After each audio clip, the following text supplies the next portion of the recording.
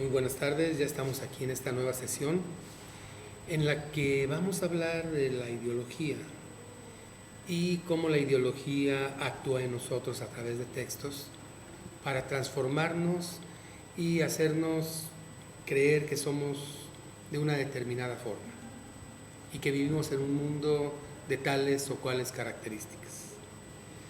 Comenzaré recordando lo que en una clase anterior comenté, unas palabras del lingüista Yves Pierre Racah, en las que dice lo siguiente, que aquí leo: ya que no tenemos acceso directo a la realidad externa, cualquier influencia que dicha realidad pueda tener sobre los seres humanos pasa por una construcción cognitiva, una realidad virtual que por razones evidentes no podemos en principio diferenciar de la realidad, entre comillas, real. Dicha construcción, que constituye la interpretación que hace cada persona del material que le facilite el aparato sensorial, es el resultado de una elaboración individual y social. Según este punto de vista, cada ser humano vive en un mundo virtual que él mismo ha construido, lo que hace o nos produce la ilusión de que los miembros de una civilización compartan el mismo mundo, tiene su origen en el hecho de que las reglas de elaboración de dicha interpretación son relativamente estables y compartidas en una sociedad y en una época determinada.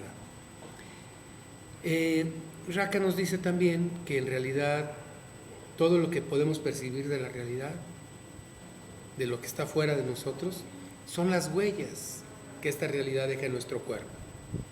Así, un objeto que nosotros vemos, en realidad lo que percibimos son las huellas que está dejando ese objeto en nuestra retina y cómo viajan a través del nervio óptico hasta el cerebro, convertidos en impulsos eléctricos, pero bueno, de eso ya habíamos hablado. Entonces tenemos por una parte que nosotros construimos cognitivamente, conceptualmente, la realidad en que nos encontramos. De ahí que las civilizaciones sean tan diferentes. Los egipcios vivían una realidad que para nosotros es inaccesible.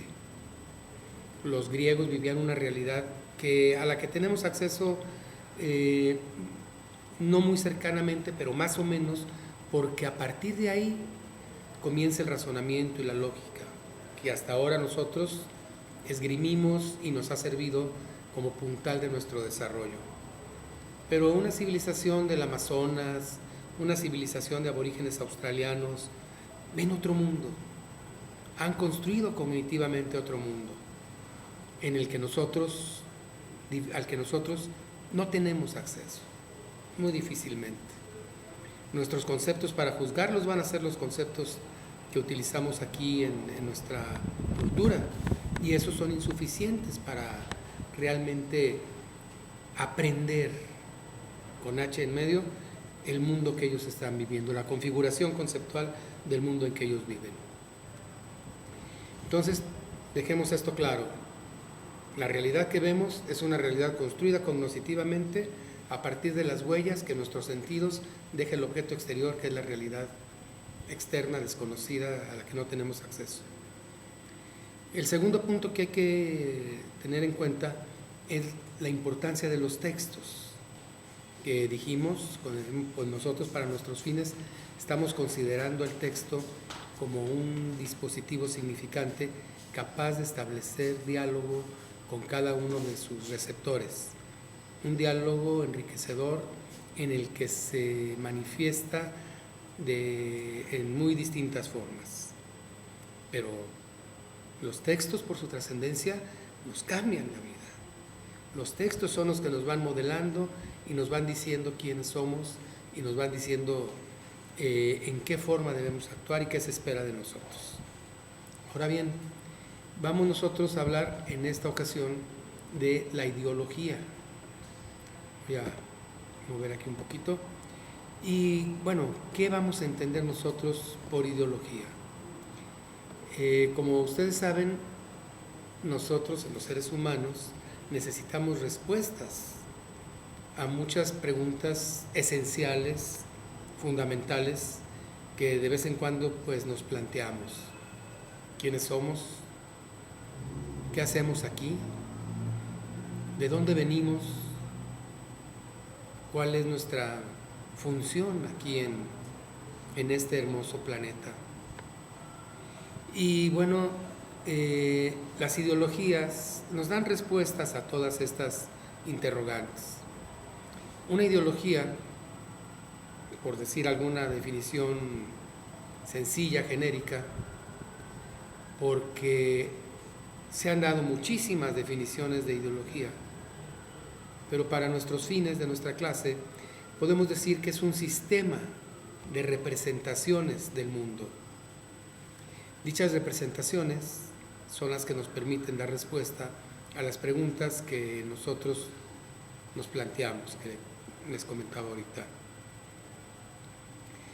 También se puede considerar una ideología como el conjunto de ideas que funcionan fundamentales en una sociedad determinada, en una época determinada, en una colectividad determinada. Son ideas que vienen a sentarse en nosotros y a decirnos cómo resolver nuestro estar en el mundo en una forma práctica. Las aprendemos desde que somos bebés, desde que somos niñitos. Vamos nosotros entendiendo estas ideas, estas indicaciones, y entonces nos vamos nosotros formando, integrando, representando a nosotros mismos en una manera determinada. Aquí, en este sentido, nosotros tenemos que reconocer que la idea que nosotros, los seres humanos, tenemos de nosotros mismos ha variado a través del tiempo. Los antiguos egipcios, los babilonios, los hindús o indios, los chinos, los japoneses, los integrantes de civilizaciones antiguas tenían una idea muy distinta de lo que es el hombre, de la que tenemos nosotros. Desconocían, por ejemplo, algo que para nosotros ahora es fundamental en nuestro conocimiento del hombre, como son los genes, los cromosomas, y cómo está ahí impresa toda una herencia ancestral, y cómo ahí incluso están impresas algunas marcas que nos hacen susceptibles a enfermedades o a determinadas tendencias. Para los seres humanos de la actualidad, el conocimiento básico de la genética es algo común. Aparece en cualquier periódico que están descifrando el cromosoma y que hay un gen en donde ya localizaron la posibilidad de que al modificarlo se solucione, por decir algo, el cáncer de vejiga, ¿no? Pero para los antiguos no ocurría así. Todavía en el Renacimiento, Leonardo da Vinci estudiaba el cuerpo humano clandestinamente, ¿no? No se permitía en muchas épocas, en muchos periodos, abrir el cuerpo humano para ver sus órganos internos. Y menos aún se contaba con los aparatos, con los instrumentos capaces de localizar ciertos tipos de células, el movimiento, el metabolismo, la función de las proteínas, etc. Entonces ahorita el cuerpo humano tenemos una idea muy distinta a la que tenían los seres humanos anteriores. Y no nomás en lo físico, sino también en lo emocional, también en lo intelectual. La idea que tenemos actualmente del hombre difiere mucho de la idea que se tenía antes. Por decir algo en lo emocional, pues antes las emociones podían matar a las personas, simplemente volverlas locas, dejarlas calladas durante muchísimo tiempo. Ahora también en cierta forma, pero son vistas de otra manera estas anomalías. Ya no ocurre que alguien diga, pues le dio un susto y se volvió loco, ¿no? Eso ya es muy difícil. Tampoco se murió de un dolor. Nuestra idea del hombre es diferente. Entonces, en cada época las respuestas que se da el hombre son distintas. Y en cada época las preguntas que se plantea el hombre son también diferentes. Sin embargo, hay una serie de respuestas que están flotando en el aire. Cuando nosotros nacimos, cuando ustedes nacieron, cuando comenzaron a ir a la escuela, cuando comenzaron a crecer, comenzaron a recibir un discurso o una serie de discursos, una serie compleja de discursos, de datos, de informaciones que les van señalando, que les van dando algunos van marcando los detalles de su identidad, que van marcando los detalles de su mundo. Por ejemplo, sabemos que México es un país que tiene una frontera al sur, una frontera al norte, y al que en alguna ocasión pertenecieron territorios que ahora pertenecen a Estados Unidos. Sin embargo, bueno, esto no siempre ha sido así. El mundo no tiene fronteras. El mundo es el mundo, el territorio es el territorio. Y esas fronteras son un producto de procesos simbólicos, no quisiera decir imaginativos, que se puede prestar a una confusión, pero son procesos simbólicos y simbolizan que de aquí para acá es un territorio mío, y en realidad eso se nos enseña. Se nos enseña qué es el hombre, se nos enseña qué es el país, se nos enseña qué es la familia, se nos enseña qué es la religión, se nos enseñan las nociones de bien y mal, se nos enseñan que nosotros debemos de actuar en una determinada forma. Somos sujetos nosotros de esa enseñanza y somos producto de esa enseñanza. Sin embargo, cuando volvemos el rostro hacia el hombre contemporáneo, hacia el hombre moderno, nos damos cuenta que toda esa enseñanza nos ha conducido a un camino, en este caso, esta enseñanza contemporánea nos ha conducido a un camino difícil. De pronto se nos ha enseñado, y así lo aceptamos, que hay que trabajar para encontrar los recursos suficientes para subsistir, en lo cual hay algo de cierto. Vemos la televisión y se nos muestran patrones de conducta, se nos muestran informaciones que a nosotros que van dirigidas a modificar nuestra conducta. Por ejemplo, ahora con la reforma energética, en una forma simplista y obviamente falsa, se nos dice que la reforma energética vendrá a darnos trabajo, que vendrá a rebajar los precios de la luz, que vendrá a rebajar los precios de la gasolina, y que esto lo veremos en 10, 15 años, ¿no? Sin embargo, todo eso es falso. Para empezar, dentro de 10, 15 años ni quien se acuerda de esto. Es algo así como lo que nos dijeron cuando el Tratado de Libre Comercio firmado por México, Canadá y Estados Unidos. Se nos dijo que íbamos a ser un país más rico y en realidad no lo hemos sido. Se nos dijo que se iba a reducir la desigualdad y en realidad ha crecido. Se nos dijo que iba a haber menos miseria y en realidad hay más miseria. Así lo atestiguan los datos del propio gobierno. Hay 12 millones de personas en el país que viven con menos de $1 diario. 12 millones de personas que en este momento no tienen lo suficiente para comer. Y hay casi 50 millones, alrededor de 50 millones de personas que no ganan lo necesario, lo suficiente para cubrir sus necesidades de casa, alimentos, educación, ropa y vivienda y medicinas. Entonces, la mitad del país no tiene lo suficiente para sus necesidades básicas y de esa mitad, 12 millones, no tienen ni siquiera para comer. Y la otra mitad del país, la que tiene para sus necesidades básicas, según estos datos del gobierno,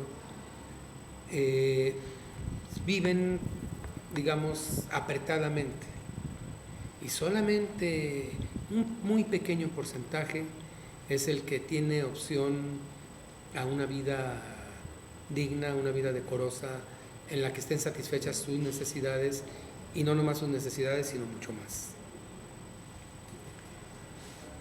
¿Qué es lo que ocurre cuando en una sociedad como esta surge esta desigualdad y se dan estos problemas de inequidad social?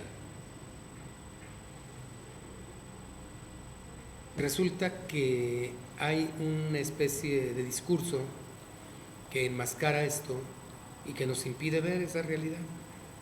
Tal vez alguno de ustedes me quiera decir, bueno, pero ¿dónde están esos 12 millones? No los vemos. No los vemos porque el discurso del poder, el discurso de las estructuras que rigen la sociedad, nos impide que nos percatemos. En realidad nunca vamos a ver esos 12 millones de personas juntas gritando, tenemos hambre. Están ahí en los pueblos, en el campo, en los cinturones de miseria de las grandes ciudades. Simplemente en México hay millones. Aquí en Guadalajara salió la estadística esta, son creo que 150,000 personas que tienen hambre. Digo, aquí en Jalisco. Entonces, y no digamos países, estados pobres como Guerrero, como Chiapas, como Oaxaca, algunas partes de Nayarit, los lugares indígenas, etcétera. Pero no lo vemos, porque el poder, las estructuras de poder, tienden a legitimizarse y emanan un discurso que le permite perpetuarse en la medida de sus propias posibilidades. Tenemos nosotros, por ejemplo, cuando estaba vigente la monarquía, todavía, bueno, ahorita ya ven que abdicó el rey, cuando estaba vigente la monarquía, no se cuestionaba, porque el mismo discurso que emergía del poder señalaba que la legitimidad del rey y de la nobleza entre comillas, procedía de Dios, nada menos que del Ser Supremo. Entonces Dios quería que ese hombre fuera el rey y que los condes y duques, marqueses, también desempeñaran esos papeles. Algo parecido un poco a lo que ocurría en México antes de la Revolución con las grandes haciendas, no todas quizá, pero sí en muchas había una explotación de los labriegos. Está la canción aquella del Barzón, en la que se habla pues de lo poquito que ganaban y cómo había que pagarlo a la tienda de raya cada semana, ¿no? Entonces todo esto es una cuestión ya muy estudiada, cómo el mismo poder trata de legitimarse y además dispone de los medios para ellos. En el caso de la sociedad contemporánea, bueno, dispone en primer lugar pues de los medios de comunicación que nos hablan de otra realidad, ¿no? De cuando estuvo Fox, le decían Foxilandia a esa realidad. Fox hablaba de un país en donde todos tenían, decía él, su changarro, y en donde todo el mundo vivía bien y todo el mundo vivía contento y donde no había hambre y no había alfabetismo. A mí me tocó ir a una reunión, siendo presidente de Calderón, una reunión con Calderón, en la que él dijo que en México no había ni un solo analfabeta y no había ninguna persona que no tuviera cobertura médica. Lo cual dice uno, bueno, este individuo está loco o qué es lo que quiere que creamos, ¿no? Digo, es imposible creer eso en un país como el nuestro, en donde las estadísticas, incluso les decía, las estadísticas oficiales, demuestran lo contrario. Cuando tenemos este tipo de situaciones, el ser humano común, normal, ha sido entrenado desde chiquillo por los medios de comunicación para pensar que su papel es un papel determinado, ¿no? Vamos a trabajar para comer y desempeñemos esa tarea toda la vida. Creemos que nuestras ciudades son la mejor posibilidad de hábitat para un ser humano, cuando eso es absolutamente falso. No es lo mejor vivir en el smog, No es lo mejor que todos los residuos corran por los cauces de lo que antes fueron bellos arroyos, bellos veneros, ahora entubados y corriendo por ahí la suciedad, depositándole, en el caso de Guadalajara, en el río Lerma, que se vaya hasta el mar, así de contaminado, no hay plantas de tratamiento, etcétera. No es cierto que eso sea la mejor opción. A lo mejor una opción sería hacer casas autosustentables, que procesen sus propios residuos, que reciban su propia energía, que no tengan que recurrir a la compra de la energía eléctrica a empresas privadas, aunque la distribuya la Comisión Federal de Electricidad, etcétera. No vivimos en la mejor de las sociedades, pero no nos damos cuenta de eso. A los romanos antiguos la consigna era pan y circo. Diviértelos y dales de comer y todo estará bien, síguelos explotando, ¿no? Y ahora es algo parecido. En la novela de George Orwell, 1984, había una televisión en cada cuarto prácticamente. Y era una televisión en la que no solo la veías tú y por donde te daban las órdenes, sino de allá te veían a ti también. Ahora se quedó corto esto, ¿no? En realidad no es necesario que te estén viendo. Gastarían mucha energía, muchas personas para que te estén vigilando. Pero sí es necesario que tú los veas. Meten sus textos en tu cerebro, los modifican y te hacen creer que tú eres un hombre así de chiquito como el que vemos. Nos han enseñado a que la mayor diversión es el alcohol. Adiós. Nos han enseñado que nuestro mayor triunfo es la fama, el dinero, y a vivir una vida en la que al final, como decía el filósofo Heidegger, tú vas a necesitar tiempo, porque durante tu vida no lo tuviste para ti. Empiezas a vivir. Yo el otro día me sorprendí muchísimo de oír la agenda de dos chiquillas de 16, 17 años, que caray, estaba tan complicada como la mía, que yo me quejo de que no tengo tiempo y de que estoy trabajando y estudiando y haciendo esto y así, escribiendo para aquí y escribiendo para allá, y ellas las oí en una plática y traen una agenda pues como la mía, de mañana a la noche. Oigan, no, de hecho yo no quiero esa agenda tampoco para mí. Marx decía que la ideología es una segunda conciencia, una falsa conciencia. ¿Por qué? Porque en vez de permitirte ver el ser humano que eres, con todas tus posibilidades, con las posibilidades de realizarte en el mundo, te obligan a verte como un sujeto que solamente sirve para generar riqueza para otros. Yo veo muy bien que ustedes trabajen, mis hijos también, los veo muy bien que trabajen. Y en las circunstancias en que nos encontramos, no pienso yo que podamos hacer algo más, quizá en algunos casos. Pero estar, digamos, 8 horas en una caja de Aurrera cobrando, digamos, explíquenme ustedes qué tipo de trabajo creativo es ese. ¿Qué tipo de realización personal es esa? Y no porque sea malo, pues a lo mejor alguien de ustedes trabaja ahí. Pues es la forma en que tenemos de ganarnos la vida. Pero ¿por qué en este sistema? ¿Por qué hemos creado este sistema para ganarnos la vida así?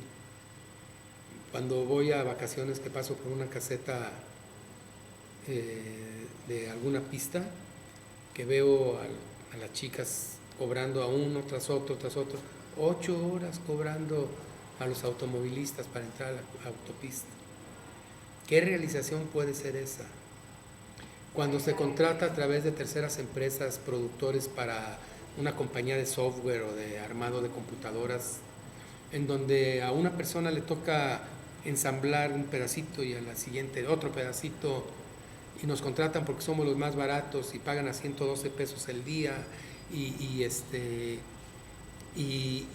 la persona ni siquiera ve el producto final. Díganme ustedes qué tipo de realización es esa.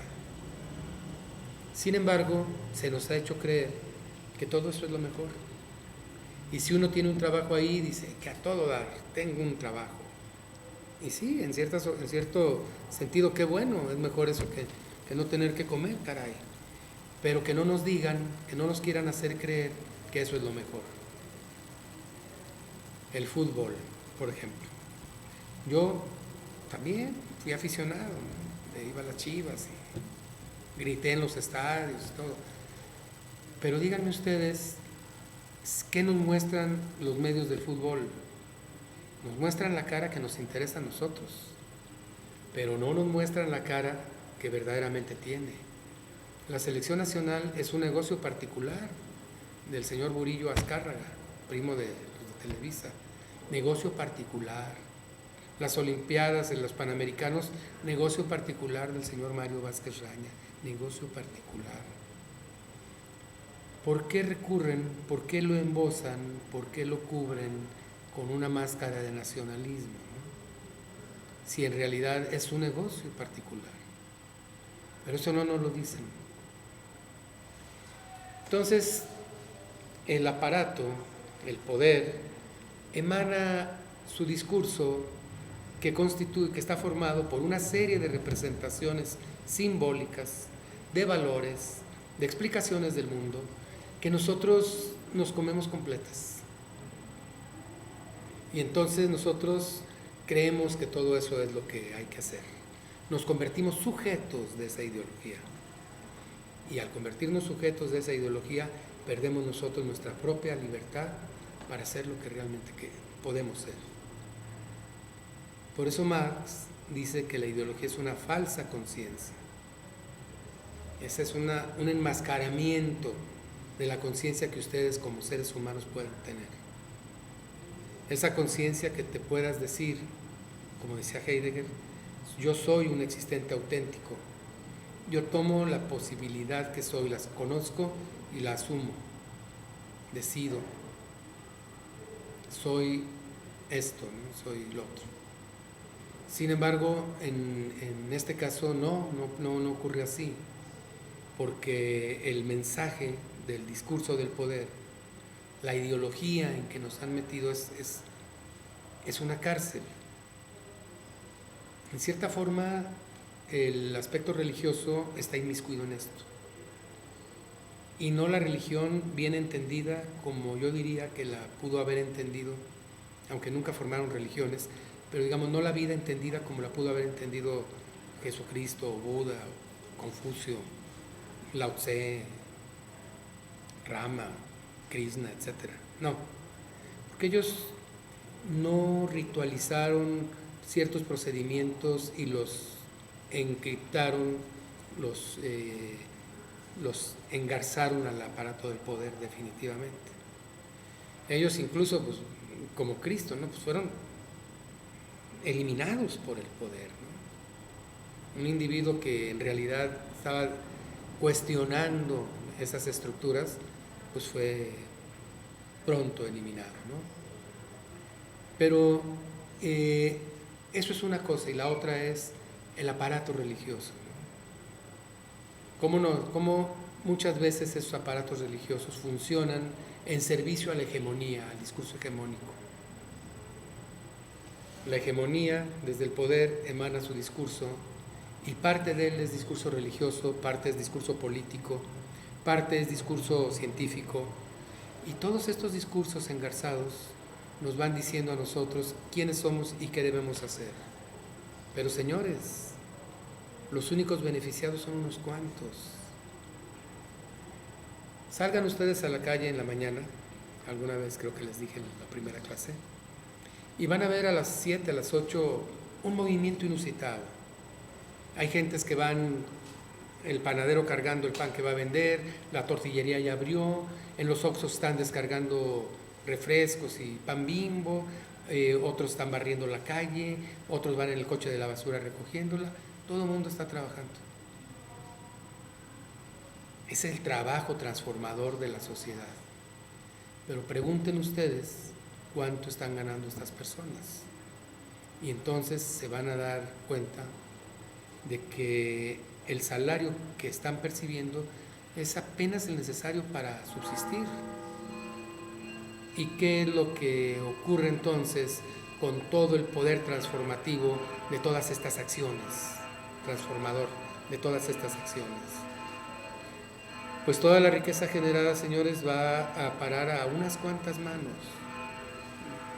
de los grupos hegemónicos que están en la cima de la estructura de poder y que desde ahí emanan este entramado de discursos que nos dice a nosotros cómo debemos actuar para beneficio de ellos. Ustedes cuando ven en la televisión un programa tan tonto como el de, por decir alguno que alguna vez vi, Jorge Ortiz de Pinedo, ¿no? Dices, bueno, estos señores nos están viendo la cara de tontos, ¿no? Sí, atrás de la pantalla hay personas cuyos intereses no son los mismos que nosotros. Los intereses del señor Azcárraga no son los mismos que los míos y los de ustedes. Ni vamos a hablar de tú a tú con él. Él tiene otros intereses. Y a esos intereses de él y de Salinas de Gortari y de Carlos Slim y de todos estos grupos poderosos, a ellos no les interesa hablar con nosotros. A ellos les interesa que actuemos en una determinada forma para que ellos reciban el beneficio de la riqueza pública. Así, la ideología se convierte en una segunda conciencia, en una falsa conciencia, que nos dice que nosotros somos hombres que tenemos que trabajar para aparentemente beneficiarnos nosotros, pero en realidad el sistema que actúa en una forma de embudo beneficia a unos cuantos grupos poderosos. Cuando yo digo el bien, el mal es esto y es aquello, todas estas ideas están imbuidas de ideología. Cuando yo digo, hijo, tienes que trabajar, tienes que estudiar, está imbuido de ideología. Porque tampoco nuestro sistema educativo, sobre todo en los primeros años, es el adecuado. Nadie te enseña a ser un ser humano vivo, a entender tus emociones, a saber cómo relacionarte con los demás, a saber cómo despertar tu creatividad. Por el contrario, en estas escuelas primarias te aportan una serie de conocimientos, de datos que no quedan estructurados como un instrumento al que tú puedes recurrir para solucionar ciertos problemas, pero no como un instrumento al que puedas recurrir para transformarte. Marx, que ha sido tan denigrado por el discurso hegemónico y que durante mucho tiempo fue acusado de todos los males y todos los errores que hubo en la Unión Soviética y que pretendió ser eliminado de la filosofía cuando cayó el muro de Berlín y se desbarató la Unión Soviética. Carlos Marx decía que el hombre se realiza en el mundo, no es un ser abstracto, es un ser concreto, con necesidades, con características físicas, con un cuerpo, y se realiza en el mundo, en la historia. Pero ¿cómo se realiza el hombre en el mundo? Con su trabajo. Es el trabajo lo que va convirtiendo al hombre en lo que puede ser, en lo que debe ser. El trabajo transforma al hombre, pero no este trabajo enajenado. No el trabajo en el que yo hago un botón, se lo pego a un aparato de computadora y ya me voy, me deshago de él. Ahí estoy, esas 8 horas las estoy perdiendo de mi vida. Las estoy perdiendo y llego a mi casa a descansar, a disfrutar mi espacio. Pero el trabajo no debería ser así.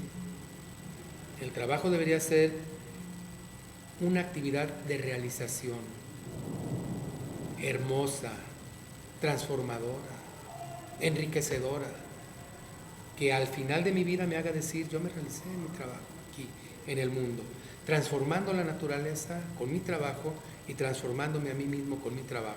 Esa es la idea marxista. Claro, a Cristo lo crucificaron, pero a Marx nomás lo eliminaron. Hubo una época ya cuando empezó a triunfar el marxismo, cuando en Chile el presidente Salvador Allende fue elegido democráticamente, en Cuba pues estaba Fidel Castro, que había vencido revolucionariamente, etcétera, que hubo una especie de idealización y se pensó que podría implantarse en el mundo un sistema en el que hubiera más igualdad, más equidad social, que no hubiera tales brechas entre la miseria y la opulencia. Sin embargo, cuando cae el muro desbaratan a Marx, lo acusan de los errores de la Unión Soviética, que bueno, como ya sabemos por muchos estudios que se han hecho, pues la Unión Soviética no era marxista, señores, y China tampoco lo es. El pensamiento marxismo es un pensamiento profundamente humano, un pensamiento en el que la propuesta es que el hombre pueda realizarse en el mundo en su trabajo, que haga la historia, que sea el artífice de su historia, que sea el artífice de su propia vida. Eso es una de las ideas fundamentales del concepto marxista del ser humano. Sin embargo, cuando nosotros queremos recurrir a esto, el discurso, ser marxista es malo, así nos dice la ideología. Ser comunista, bueno, era terrible, ¿no? Era ser el peor de los seres humanos, ¿no? En mucho tiempo. Los eliminaron, los borraron del mapa. Ni partido comunista hay. A cualquiera que pretende erigirse hacia la izquierda, el pensamiento de la izquierda es el pensamiento que piensa que el Estado debe actuar como un regulador en la distribución de las ganancias. Si hay empresas que ganan mucho, entonces pagan impuestos y el Estado se convierte en un equilibrador, llevando a quien menos tienen pues, servicios, etc. Y la derecha es la que pone el énfasis en desarrollar, digamos, la empresa, en el supuesto de que la empresa brinda empleos y eso genera riqueza y oportunidades, lo cual ya lo hemos visto en nuestro país y en nuestro actual sistema, pues eso no ocurre. Lo que sí ha ocurrido es que los sueldos están cada vez más bajos, que las empresas, su sueño es pagar menos. Los estacionamientos contratan máquinas, ponen máquinas para no pagar sueldos. Los McDonald's contratan a chavitos jóvenes para poderles pagar una bicoca. Y entonces el sueño o la idea del capitalismo, la idea de la derecha, de que ayudando a la empresa se van a generar bienestar social, no ocurre en casi ningún caso. Es cierto que hay empresas responsables, empresas que piensan en sus trabajadores, que piensan en que sus trabajadores tengan una vida digna, sí las hay, son al menos. Y por otra parte, el pensamiento de izquierda, que les digo que es el equilibrador, bueno, ese está desprestigiado. Dicen, ahí está, López Obrador es un loco, ¿no? Hugo Chávez, que cometió el error o el acierto de recuperar la compañía petrolera para Venezuela, porque ya estaba en manos prácticamente, en términos prácticos ya estaba en manos de Estados Unidos, la recuperó, la sabotearon, le echaron melaza a las máquinas, tardó un año en volverle a echar a andar, pero el petróleo es de Venezuela. Claro, Venezuela tiene otros problemas derivados de muchas otras cuestiones y fundamentalmente de este presidente que tiene, que es es muy inhábil. Pero bueno, digamos, recuperó Chávez algo. Pero ¿cómo lo pintan? Como gorila, como tonto. Chávez recuperó las playas para los pescadores chicos. Dijo, en 10 kilómetros no se pueden meter las grandes empresas navieras, las grandes empresas empacadoras de pescado a llevarse todo el pescado. Esos son para los pequeños pescadores. Hizo una ley de tierras que dijo, las tierras ociosas pues las vamos a repartir entre los campesinos que las labren. Estas y otras medidas pues causaron muchos problemas y obviamente el discurso de la hegemonía fue apabullador. Eso agrégale que Chávez tenía un discurso muy ríspido, muy poco conciliador, y entonces pues llegamos a la conclusión de que la imagen se le deterioró demasiado, ¿no? Pero ocurre así siempre con el discurso hegemónico. El que se sale de ahí es satanizado, es victimizado, es estigmatizado. Un profesor universitario que les diga esto, bueno, pues no les va a hacer mella ni nada. Puede uno seguir dando sus clases, o eso espero, ¿no? Pero la cuestión es estar nosotros conscientes de cómo este tipo de discurso está actuando sobre nosotros. Y se manifiesta en una cantidad de formas muy diversas, amplísimo abanico que nos dice desde cómo nosotros debemos vestir, y para eso está la moda, que se va imponiendo por intereses comerciales, hasta qué debemos comer. ¿Ustedes creen que lo que comemos es lo mejor? Tampoco. Estamos comiendo sabritas que están muy procesadas, que son caras, que tienen conservadores. Estamos tomando pues, Coca-Cola, que ya sabemos que es dañina, ¿no? Aunque yo la tome o haya comido papitas, lo que sea. Pero nuestra alimentación no es la adecuada. Sabemos que consumimos muchísimos alimentos chatarra o alimentos nocivos para el organismo. Enlatados que a la larga son cancerígenos, harinas que hacen daño, azúcares refinados que van a ir a dar ahí a nuestra salud a fin de cuentas. El famoso aspartame, que está comprobado han hecho varios estudios en los que han encontrado una relación directa entre el aspartame y el Alzheimer, ¿no? Entonces dices, bueno, ¿qué es lo que pasa, no? ¿Por qué nos permiten que comamos, a nosotros los ignorantes en la nutrición, que comamos estas cosas, ¿no? Nuestros gobiernos, ¿qué pretenden, no? Hicieron ahí el simulacro de que le iban a poner a cada cosa lo que contenía, y te le ponen ahí un cuadrito que dice grasas, lípidos, grasas monoinsaturadas, azúcares. ¿Eso qué nos dice? Si a mí no me dice nada. Ahora la gente más ignorante que yo pues, no nos va a decir nada. Díganos qué contiene realmente, ¿no? Díganos cómo nos hace daño, prohíbanlo. Recuperemos una alimentación sana, una vida sana. Recuperemos nuestra dimensión humana, realicémonos en nuestro trabajo. Y la cuestión aquí es que la presión ideológica es bastante fuerte.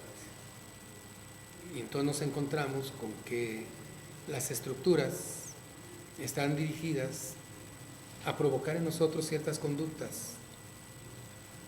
Nunca, como ahora, desde hace un par de años, se ha usado tanto el radio por el gobierno para decirnos qué pensar.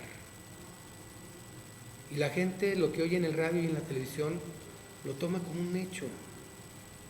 ¿Saben ustedes, por ejemplo, quién es el Grupo México? El Grupo México es un grupo muy poderoso, con capital extranjero, que está explotando muchas de las minas del país y está en otros negocios que deterioran el ambiente, que no piensan en las condiciones del obrero, El Grupo México era el de pasta de conchos, ahora que se quedaron ahí abajo varios obreros que nunca pudieron rescatar ni sus cadáveres siquiera en la mina.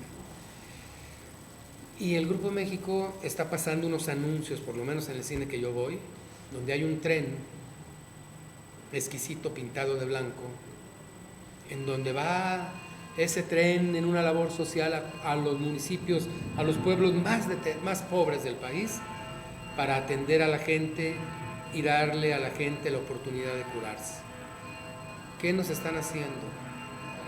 Nos están diciendo que el Grupo México es un benefactor y nos ocultan la otra cara de la verdad. Así es la ideología. Esto no es exactamente la ideología, digo, no es exactamente ideología, pero sí es un proceso de propaganda falso, nocivo, que oculta una realidad a los espectadores. Tenemos pues nosotros el aparato del poder que nos dice, entre otras cosas, que somos un país democrático. ¿Democrático?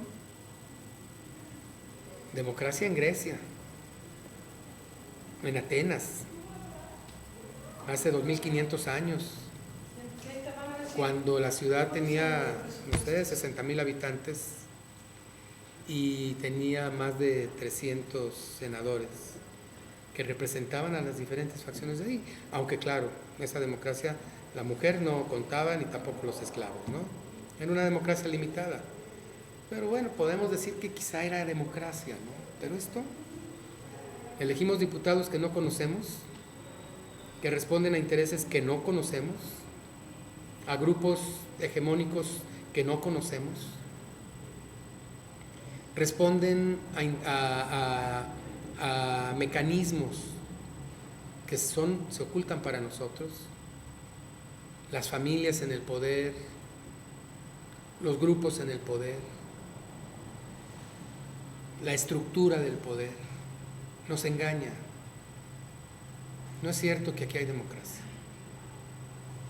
Y entonces cuando a nosotros el discurso hegemónico de la ideología que procede de la hegemonía, las representaciones de mundo, las representaciones simbólicas que proceden de la hegemonía, nos vienen a decir quiénes somos y qué hacemos, nos están engañando, nos están dando una falsa conciencia de lo que somos. Aquí no hay democracia, aquí no comemos bien, nuestras ciudades no son lo mejor que pueden ser. Ahí está Guadalajara. Vean ustedes las fotos que hay. En Facebook pueden meterse a fotos históricas de Guadalajara para que vean lo que era Guadalajara hace 100 años y en el chiquero que le hemos convertido, perdón por la palabra. Que la queremos. Pues aquí somos, de aquí nacimos, es nuestra tierra, lo que conocemos. Han construido callejones sin salida, edificios extraños, desorden de tránsito, contaminación, etcétera. Eso es Guadalajara ahora, caray. Claro, la vida sigue siendo el don más preciado, aunque estemos donde estemos. En fin, el caso es que nosotros tenemos que hacer una reflexión sobre lo que es la ideología, cómo nos afecta, cómo nos está haciendo que creamos que somos seres que en realidad no somos. Porque cuando nosotros creemos lo que nos dicen, actuamos en tal forma que el poder puede perpetuarse y beneficiarse con nuestras conductas, con nuestros consumos, con nuestro esfuerzo. Trabajamos, pero otros son los que chupan el poder, la riqueza. Y ese derecho a tener una vida digna, esa no existe. El primer derecho tendría que ser que cada ser humano tiene derecho a un pedazo de tierra. Ese es un derecho revolucionario. Ese es un derecho humano que debería existir. Yo nazco y tengo derecho a un pedazo de tierra. Pero como dice el poema de mi buen amigo Raúl Bañuelos, cuando nací el mundo ya estaba repartido.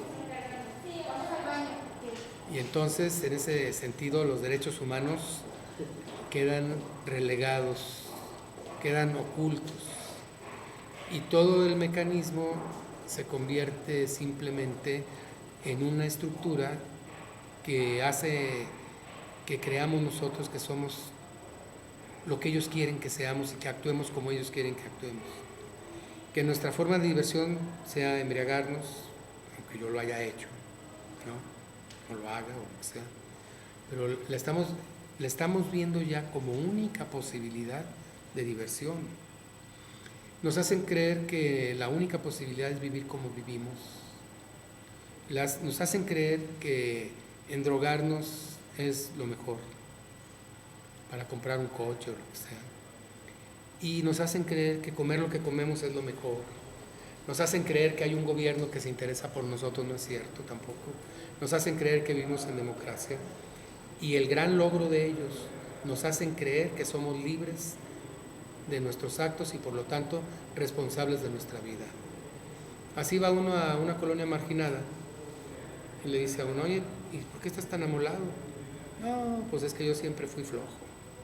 No, pues es que yo siempre fui borracho. No, pues es...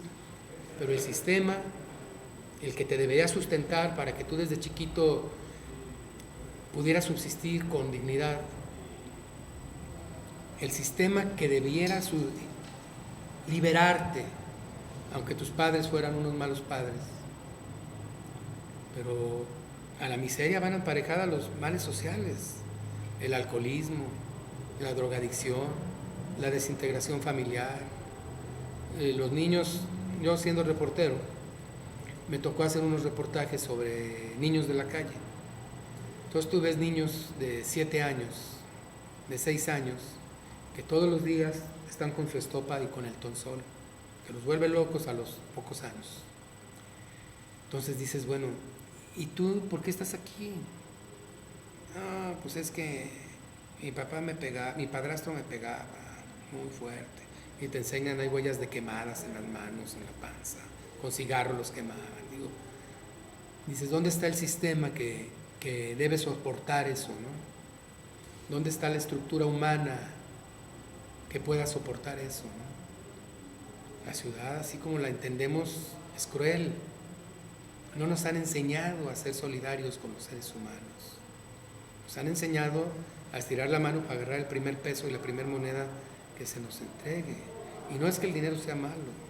Ojalá todos tuviéramos lo necesario para vivir con dignidad. Pero el problema es que que los valores en la práctica son esos.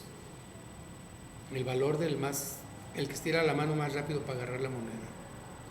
Y entonces a todas estas personas que el tren del sistema va dejando a un lado, no hay quien los recoja, no hay quien estire una mano para levantarlos. Y ahí va la marcha del sistema. Y el sistema se justifica a sí mismo. Y nos dice Peña Nieto que ahora ya somos mejores. Y ahí salió un artículo, no sé, en el periódico de antier, que ahora en Jalisco ya hay, con Aristóteles, el nivel de la alimentación ya mejoró muchísimo, 52%, por favor. Dices, bueno, pues si nos quieren engañar, bueno, pues que no sean tan burdos, ¿no? Y los medios de comunicación en el mundo hablan el mismo lenguaje de la ideología, porque los dueños son poderosos, son grupos de poder. Ya no importa el ir a fondo en un reportaje que descubra realmente qué es lo que está pasando, sino lo que importa es simplemente cubrir la noticia, el chisme del día, lo coyuntural, y todo eso nos deja prácticamente indefensos en el campo de la información. Ahora bien, vivimos en un mundo en el que hay más información que nunca. En Internet está el 98% de la información, el 95%, no sé, de la humanidad, de todo lo que se ha generado en la humanidad, o el 90%. Podemos recurrir a ello, pero es tanta la información que no acabamos, y entonces resulta que meten ahí un montón de teorías raras que luego a la gente la desorientan más, ¿no? Alienígenas y no sé cuántas cosas, ¿no? Entonces somos los seres humanos, somos seres nacidos para la libertad. Pero esa libertad en nuestro sistema no se puede, es muy difícil, porque una cosa es que te digan tú eres libre y la otra es que tú digas, bueno, ¿soy libre para qué? ¿Soy libre para hundirme? ¿Soy libre para vivir en la miseria? Bueno, pues las oportunidades no son las mismas para un tipo de muletas y uno que recorre en un Mercedes-Benz la carretera de la vida. Las oportunidades cambian para uno y para otro. Entonces, en este sentido, nos encontramos con que la ideología, la serie de representaciones simbólicas, la serie de representaciones del mundo, las respuestas a las ideas fundamentales que tenemos, emanan de una estructura de poder que lo que busca es legitimarse a sí misma y que busca también provocar en nosotros ciertas conductas para beneficio de los grupos hegemónicos. Todo esto es en un sentido general, habría que particularizar, etcétera, pero ese es el sistema, no tanto las personas. Hay buenos funcionarios, hay buenos empresarios, hay gente de toda, ¿no?